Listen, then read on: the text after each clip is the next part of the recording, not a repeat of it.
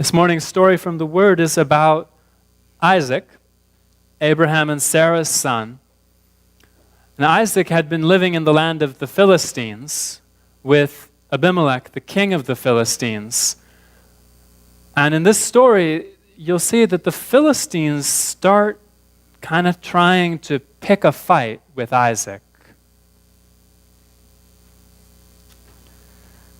And it says that Isaac sowed in that land, and he reaped in the same year 100-fold, and the Lord blessed him. The man continued to prosper and continued prospering until he became very prosperous, for he had possessions of flocks and possessions of herds and a great number of servants. So the Philistines envied him. Now the Philistines had stopped up all the wells which his father's servants had dug in the days of Abraham his father, and they had filled them with earth. And Abimelech, the king of the Philistines, said to Isaac, "Go away from us, for you are much mightier than we." And Isaac departed from there and pitched his tent in the valley of Gerar and dwelt there. And Isaac dug again the wells of water which they had dug in the days of Abraham his father, for the Philistines had stopped them up after the death of Abraham. And he called them by the names which his father had called them. Also Isaac's servants dug in the valley and found a well of running water there. But the herdsmen of Gerar, who were Philistines, quarreled with Isaac's herdsmen, saying, "The water is ours." And so he called the name of the well Quarrel, because they quarreled with him. Then they dug another well, and they quarreled over that one also.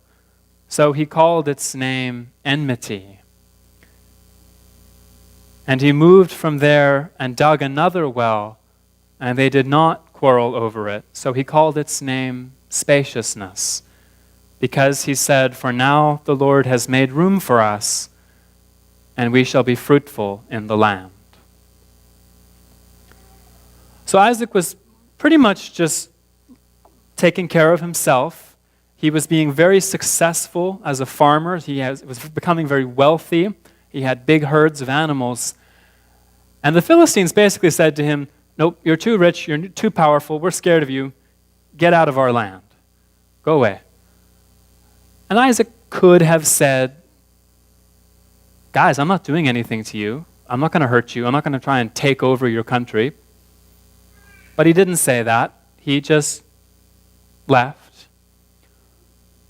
And he went out, presumably into the wilderness a little bit, and he started to dig wells to get water for all of his animals. But it said that the Philistines came to the well that Isaac's servants had dug, and they said, "Nope, this well is ours. This is our water." And Isaac said, "Okay." And he named that well Quarrel, or Fight, because they were fighting over it. And then he went and dug another well.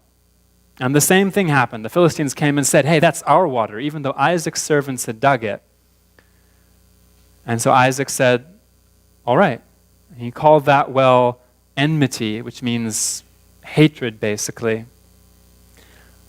And he went and dug a third well and called that one Spaciousness, or Roominess, because he said, "Now at last there's room for all of us." And if you think about it, it's kind of impressive how hard Isaac worked to avoid picking a fight with the Philistines. He really could have picked a fight. He really could have said, "No, guys, you don't need to kick me out of your land. I'm not doing anything."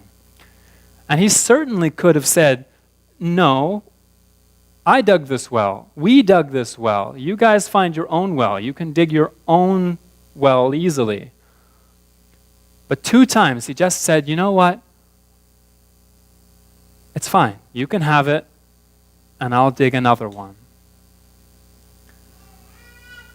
Isaac does a really good job of showing us a spirit of peace, a spirit that's looking not to create fights, but a spirit that's looking to steer away from them.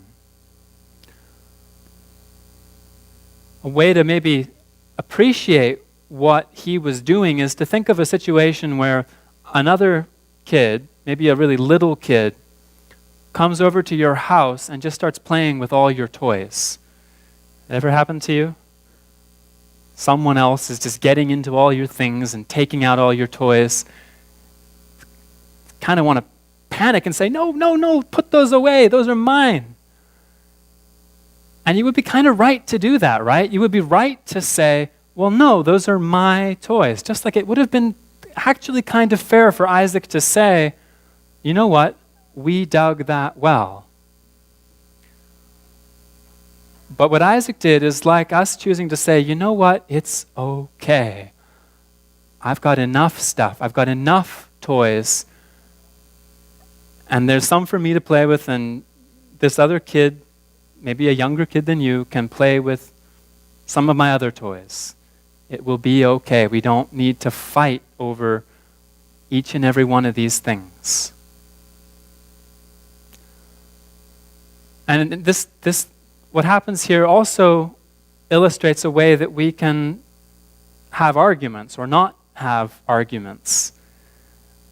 Wells in the word represent the Lord's truths. And so fighting about a well is like fighting over a truth or arguing over an idea. And Isaac just kept saying, you know what? We don't need to do that. We don't need to fight over this one. He let the Philistines have the first well, and he let them have the second well. And finally, he got the third well. And what that's representing to us is choosing to look for something that you agree on rather than to look at the thing that you disagree on and the thing that you're going to fight over. To pick a silly example, it's like fighting with someone over whether chocolate ice cream is the best, and then saying, well, we don't really need to do that because at least we can agree that we both really love ice cream. And there's lots of ways that we can do that with more important teachings, where we can choose to say, you know what, we may not agree about these exact things, but much better than fighting about these things is choosing to say, but there's a lot of stuff we still do agree on. We still agree that it's really important to treat each other kindly. We still agree that we really love each other. And a whole lot of other different kinds of things. And of course, there are going to be times when it's okay to say, no, you know what? I really think that this is important, and I'm not going to just back down because you told me I have to. Just like there are times when you're really allowed to say, you know what? That's my toy and I'd like to play with it. You can say that sometimes. But Isaac is showing us a spirit of peace, a spirit that's willing to look for ways to avoid fighting because it sees that making peace, finding a way to share, finding something to agree on is more important than just having it your way or just being right. That spirit of peace does a whole lot more good than quarreling and enmity did. In this story, things worked out pretty well for the Philistines and for Isaac because he was willing not to pick fights where he didn't have to. Amen.